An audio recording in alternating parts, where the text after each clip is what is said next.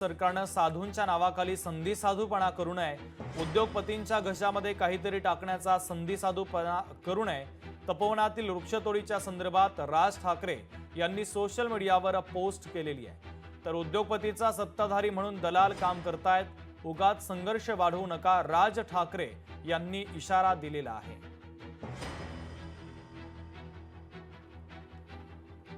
तर साधूंच्या नावाखाली संधी साधूपणा करू नये असं आता राज ठाकरे यांनी आपल्या पोस्टमध्ये म्हटलेलं आहे.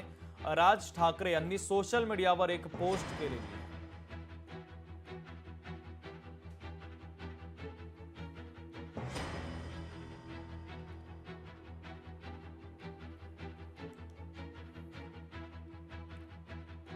तर उगाच संघर्ष वाढवू नका असं देखील राज ठाकरे यांनी आपल्या पोस्टमध्ये म्हटलेलं आहे. साधूंच्या नावाखाली संधी साधूपणा करू नका असं राज ठाकरे यांनी आपल्या पोस्टमध्ये म्हटलेलं आहे.